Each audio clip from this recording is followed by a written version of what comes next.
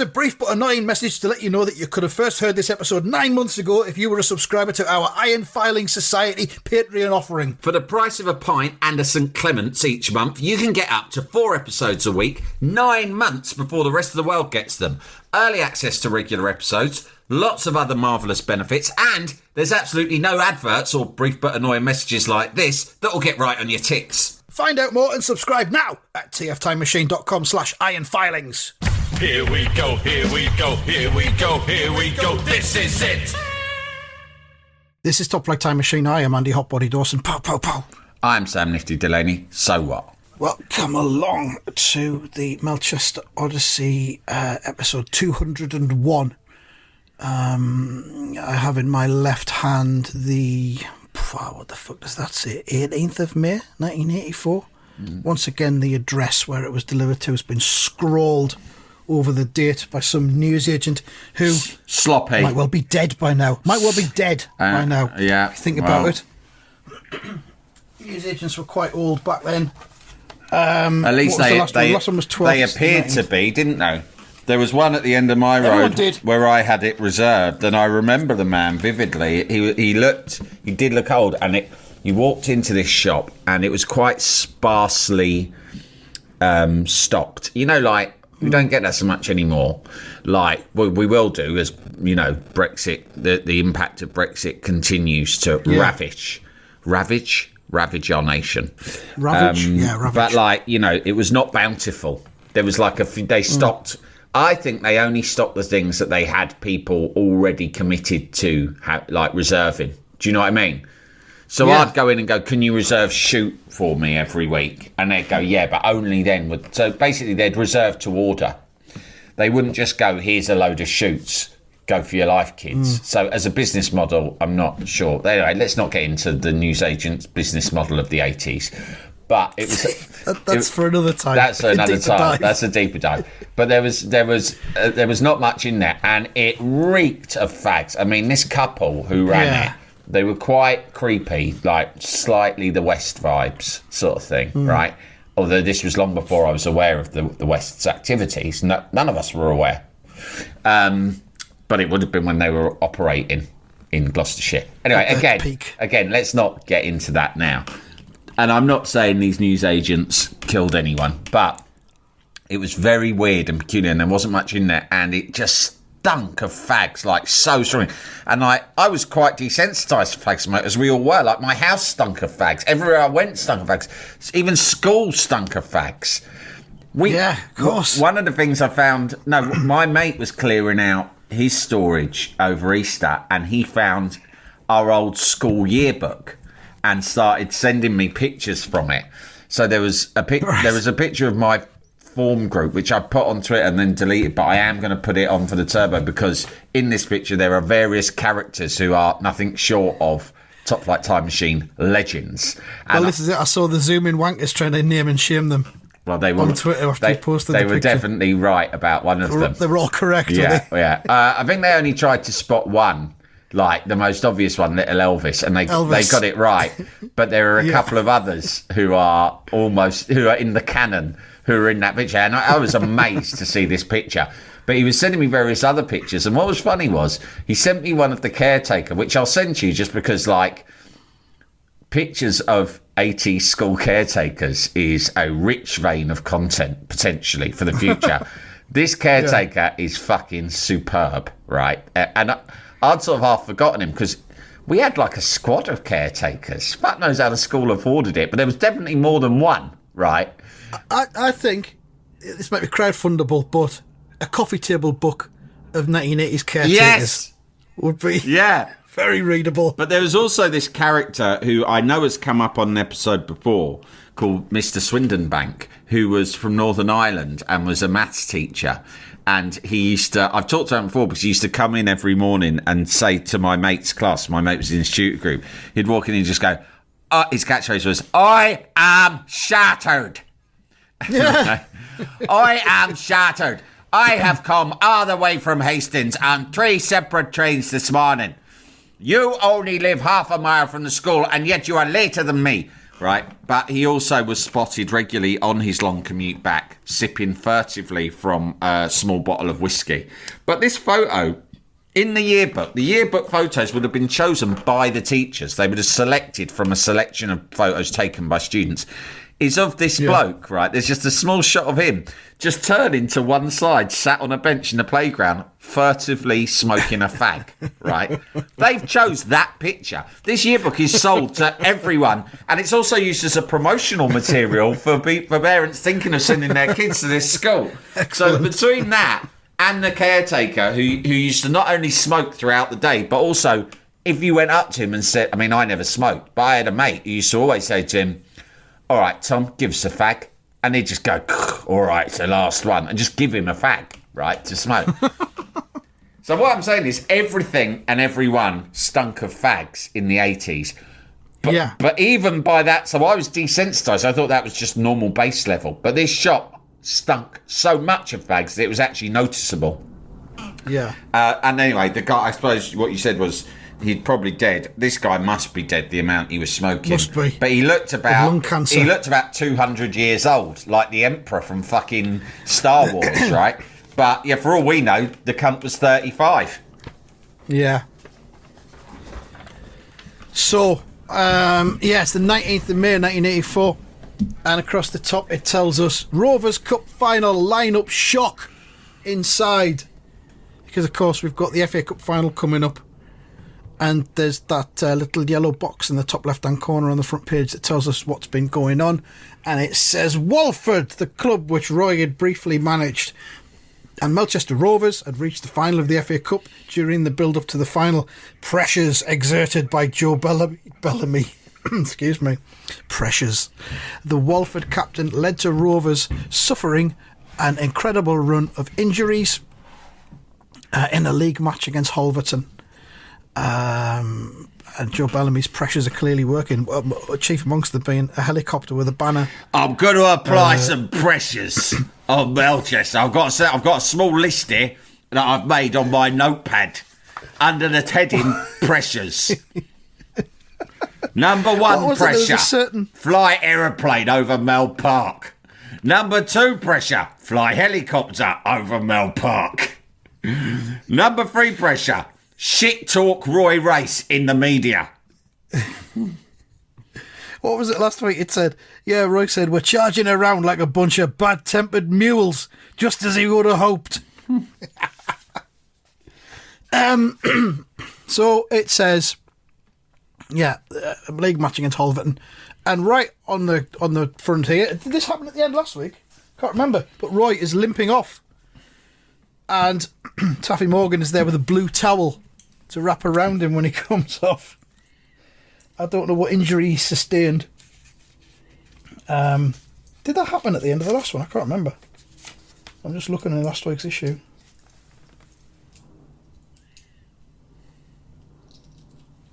Yeah, Roy injured himself by scoring a goal. Yeah, it's the only way it was Roy the one can where he injure went, himself. I really hit that. He's fucking injured himself. He's hit it so fucking hard. I kicked the ball so hard, my leg nearly flew off. Injured by his own rocket. He's self-injured himself. And he's limping off, looking forlorn. Taffy Morgan's got the blue towel to keep him warm when he comes off. The fans are saying, Roy's limping off. He must have damaged his left ankle, scoring Melchester's third goal. That's a very precise diagnosis from somebody who's like, 500 feet away. Who the fuck are you? Okay. I know exactly. Dr. fucking ankle. If the king, in inverted commas, which of course Roy wants them all to call him, what Roy's nicknames was last week, wasn't it? If the king misses the final two, we might as well give the cup to Walford. The king. Don't give the cup to them. Don't just turn up at Wembley in front of 50,000 of your own fans and then just give them the cup. Make an effort. It says Melchester had been reduced to 8 men. Fucking hell. Now, one more, and I think you can get the game abandoned, can't you? That's in the rules. If you're down to 7 men, the match can be abandoned. Just get one sent off. I know the Lampards will be writing in telling me that that's not a rule anymore, or it's never been a rule, or they're not called rules, they're called laws, and etc., etc., etc. Also, you should know by now, if you've listened to this pod for any length of time at all, we don't give a fuck about the rules of football. Like, that's just that's just a fucking Lampard thing, isn't it? Actually, I think you're fine. It wasn't offside. If you refer to, sometimes you see arguments like that on Twitter, don't you?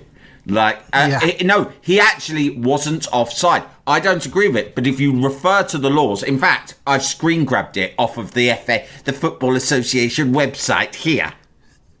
Yeah. Fucking last weekend rules. was a prime example of why football Twitter is one of the worst things in the world, because that thing where Andy Robertson at Liverpool got elbowed in the neck by the linesman, good, by the way. Legend. Good. Yeah. Yeah. It threw up all kinds of fucking Manchester United, Liverpool rivalry because Roy Keane had called Andy Robertson a big baby. Yeah, fuck's sake. Again, legend. Yeah, legend. That's Top Flight Time Machine spilling into real life there. Don't call our player a baby. You're a baby. Why is Sky employing this Manchester United player to comment on Liverpool when there's clearly a rivalry which has been deep set for many decades? He's clearly not impartial. Yeah, fucking when he calls Robertson a baby. No, and now I'm upset. You've upset me and the rest of the Scouse Nation. I don't want to sound like a Lampard or like Keir Starmer, but touch the official at all, 10-match ban. There you go. And then no linesmen are going to be elbowing anybody in the neck. Yeah, no, exactly. Refs should be fucking protected more. I do agree with that. I've always been astonished the degree to which people are allowed to have a pop at refs in the Premier, in top flight football. We know it goes on in non-league, and we know it goes on in kids football amazingly by the dads on the sidelines, and that's all really horrible actually. But it all comes from the example being set at the top. Of course it does. And it doesn't happen. It's very rare that we will take the side of rugby, but it just doesn't fucking happen in rugby or anything else. Yeah. You're fucking out if you start playing up like that. It's unbelievable. Just mic them up and we can all hear what they're saying. Mic the cunts up, and I'm getting a T-shirt with that written on it. Mic the cunts up, right? It's fucking ridiculous. It is ridiculous if you go to a kids' game. I mean, my son's not really playing football anymore. He's given up on it. But, you know, if you go to a kid's game and the adults are fucking swearing and effing and jeffing at the fucking ref, that is pathetic. I mean, they need to fucking grow up. But, you know, if the multi-millionaire fucking players are doing it and their dads are doing it, then what hope have the fucking kids got of knowing how to behave like normal people? Exactly. Are you familiar with the latest schoolyard expression when a hard challenge goes in? No. Brexit means Brexit. I love that. That is great. That's great. That is really great. Oh, brilliant. Oh, man. But yeah, I've got a mate, his son plays like for a couple of times on weekends, and like this dad's getting sent off and fucking banned from the touchlines for like 6 weeks regularly. Fuck's sake. Just out of control. Like, fucking hell, grow up. It's football, it's a fucking children's but game. Like, the whole thing with football, it's the same. It's just like, all of it is just fucking madness. Like, the fact that, like, these men are going on... It's all tied into the same thing. The bloke's going on complaining about something that Roy Keane said on television that's upset them and becoming irate about it. Some of these men... Like, the obvious thing to say about idiots who lose their temper on the internet is, oh, he's probably just a virgin in his mother's basement. But I can tell you, the sort of guys going mental over football like that and getting their knickers in a twist, they're like grown fucking adults with good jobs and fucking children. Yeah. Do you know what I mean? They're otherwise normal men. I mean, I can't say that I've never got over the top about football on Twitter. I haven't done it in quite a few years now, but I have done it before, you know, because it's easy to get triggered. Although that would usually be if someone's being directly abusive. I don't think I would allow myself to get triggered by someone just saying a bad thing about my team. Like, I am astonished. But, like, if someone says, oh, you fucking West Ham cunt, or getting stuck into West Ham fans or me personally, then you might get the ump. But, like, I'm astonished the degree to which adults will get upset and annoyed and sometimes, like, furious about someone saying a bad thing about their football team. It's so funny. Yeah. It's like madness, isn't weird. it? It is. So, I don't know, we got onto that, but yeah, Melchester have been reduced to 8 men. Well, yeah, it's about the rules of the game, the laws of the game. Holverton are really pushing forward. Of course they are. Bombarding the Rovers' goal. Heck, this looks dangerous. Heck! Favourite word there, heck. Of course, coined by Kevin Keegan in his book. Heckin' fuck! Fucking heck, Gene. It enters the Melchester vernacular. Yeah. Heck, this looks dangerous. Continued on colour pages inside. Okay, here we go. What happens as the ball bobbled about? It says, "That's mine," thinks Steve Naylor. Gets some advice from behind in the crowd. "Clear it, Naylor! Anywhere! Clear it! Fucking clear it!"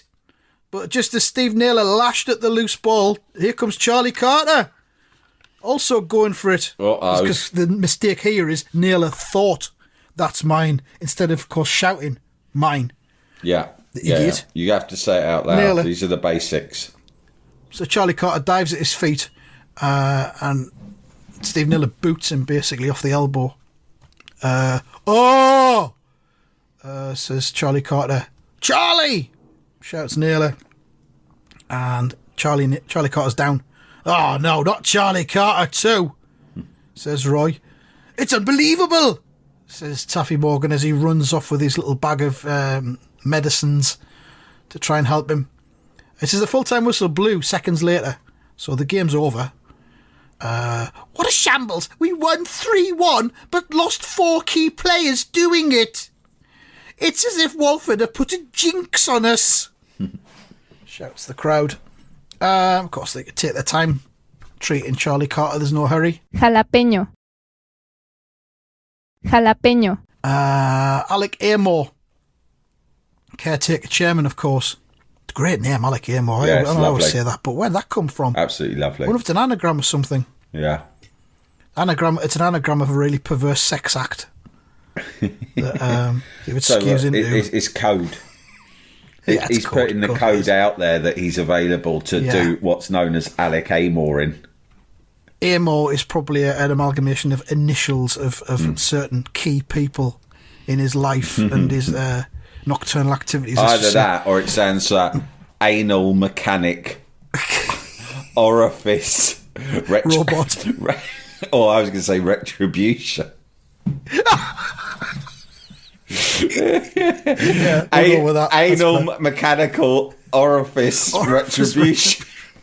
Yeah.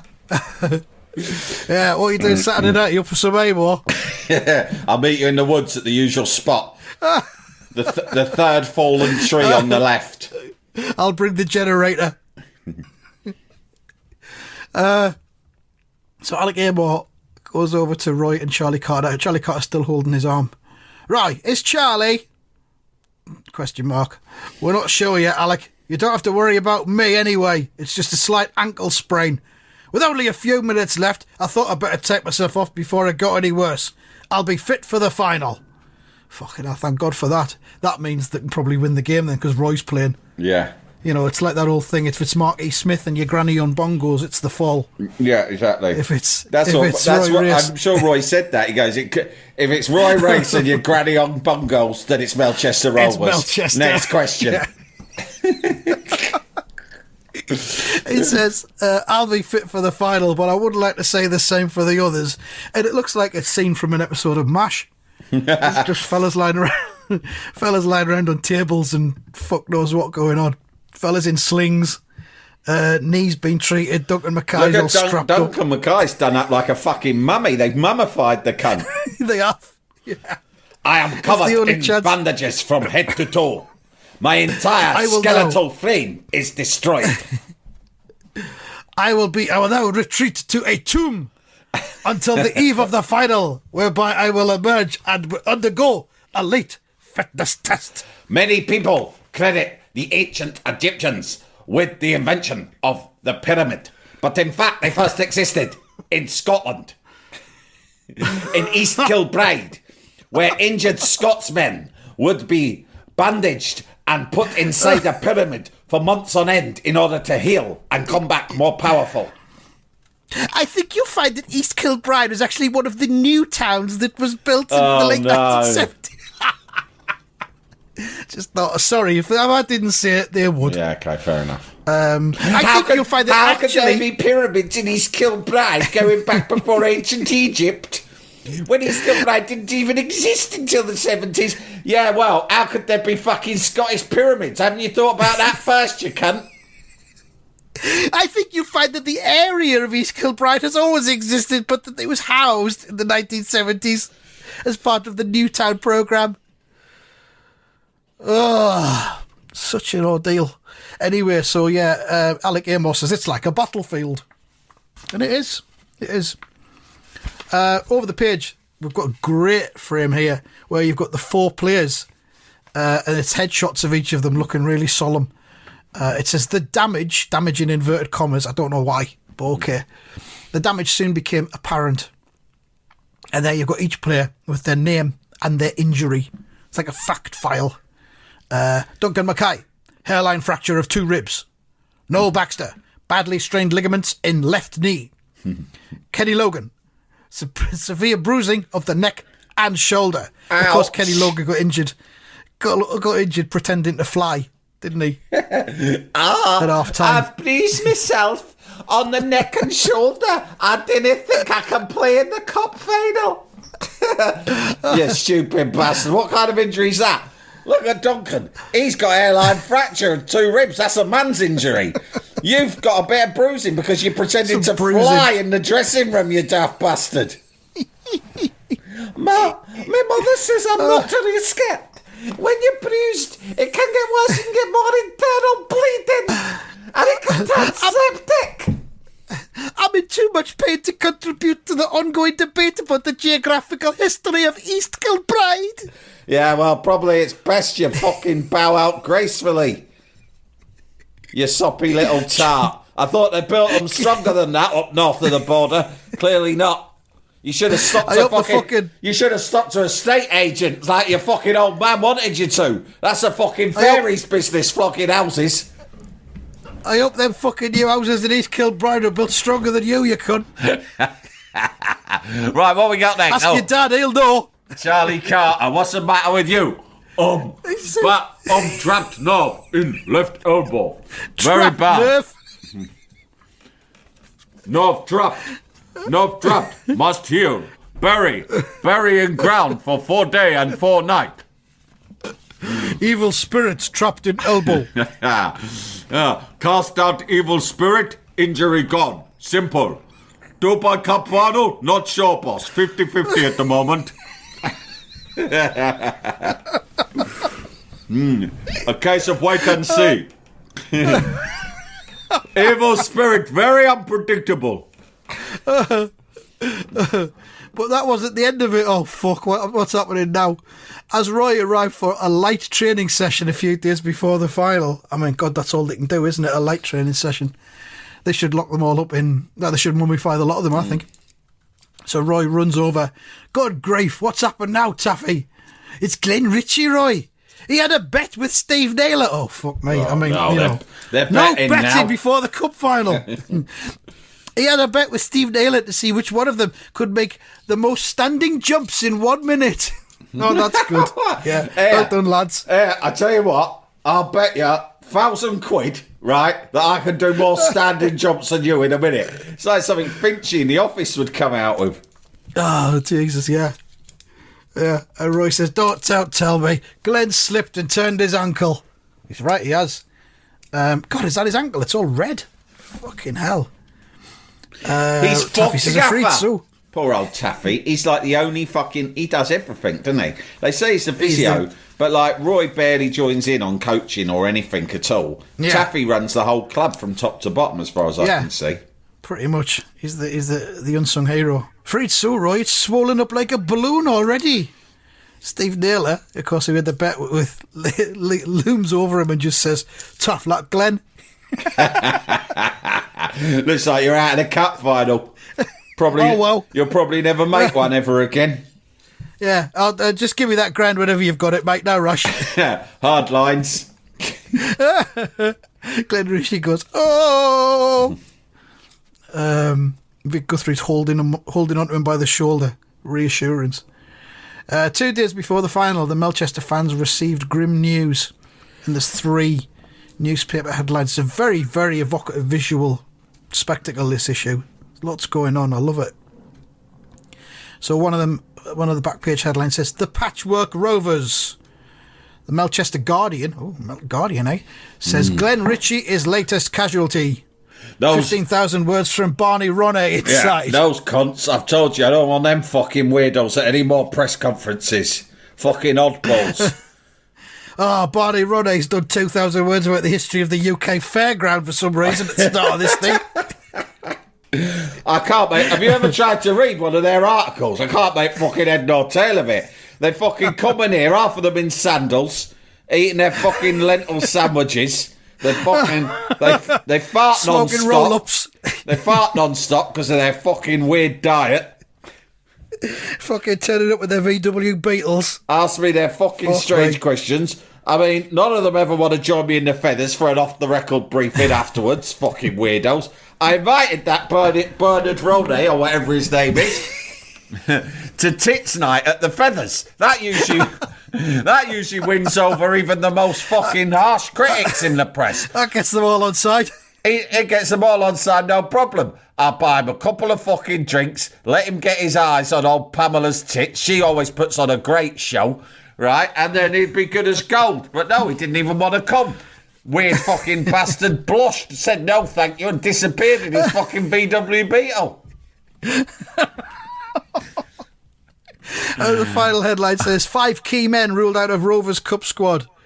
So there we are. And then on the next one from one of the papers is Melchester's probable lineup. Well, let's go through this and see who's going to be playing in the cup final, we think. Number 1, first of all, standout, Walter Williams. Remember Love Walter it. Williams? Fucking hell. Nerve-addled Goalie. baby man, Yeah. Walter Williams, Yeah. who, was so nervous that they had to bring back Tubby Morton at one point because Yeah. Williams wasn't up to the job of being number 2. So Walter Williams is going to be in goal. Number 2, Errol Bridger, no idea. Number 3... I can bet number you 5, Errol Bridger will be a black character because back in these days they only gave black characters certain names, name, and isn't it? one of them was Errol. My favourite Errol was the one in Made in Britain, which was the Tim Roth. Fucking great, where yeah. Tim Roth was the skinhead. Yeah. And Doesn't he convince him to try and bleach himself at one point? It's really horrible. I think so. Yeah. It's mostly horrible. It's an Alan Clark directed thing.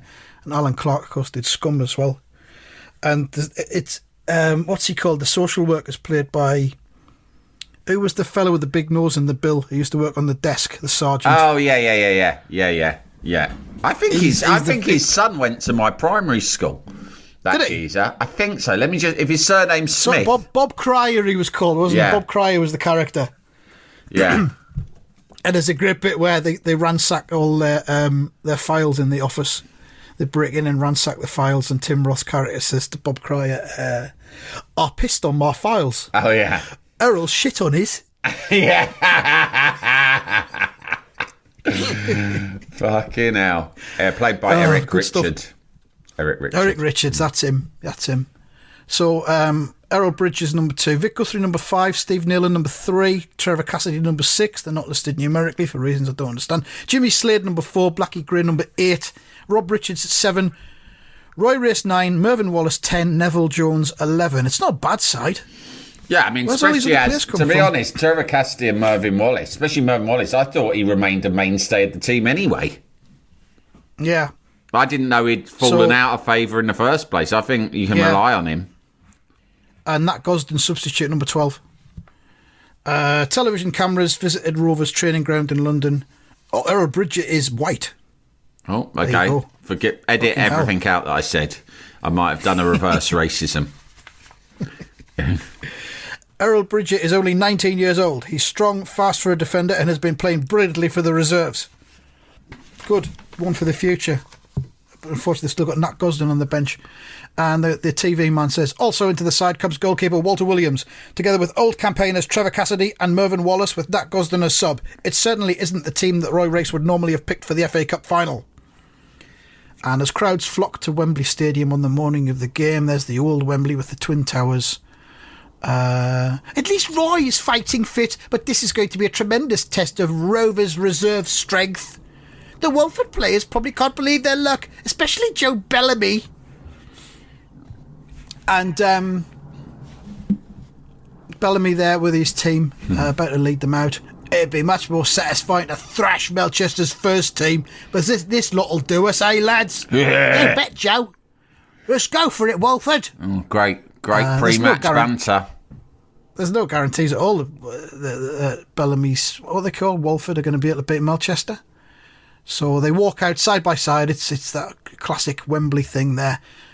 Fans of both colours divided with their banners. And so Bellamy and Roy walked out side by side for the most eagerly awaited cup final in the history of the competition. Walford! Melchester! Melchester! And here's the moment the captains prepare for the toss-up. Whoa. Bellamy says, nowhere for you to hide now, Race. We're really going to do a job on this raggle-taggle mob of yours. Raggle fucking taggle. Raggle-taggle. Where'd you get that from, Bellamy, you fucking weirdo? You're on drugs. You can try, Joe. May the best team win, as they say. Whereas I like to say, we're going to fucking marmalise you. Get ready. And they kick off. Hooray! Shout the fans. Big fences up there around the ground, around the perimeter, as was the case back then. I don't remember there being fences at Wembley. No, I don't remember You know that. what I mean? That would have been Grounds. Yeah, that would have been quite a big deal, wouldn't it?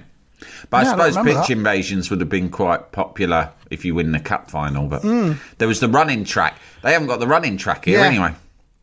No, it's just shambles. Hooray! Shout the fans. Watch Walford work it out to their left. They'll be anxious to put early pressure on that kid Bridger. And indeed they do. And here it comes. Walford are on the attack. If young Bridger cracks, Joe Bellamy has won the battle of nerves and the FA Cup. Fuck! It all depends on this moment. I As, weed my Walford player- pants. I wish I hadn't come.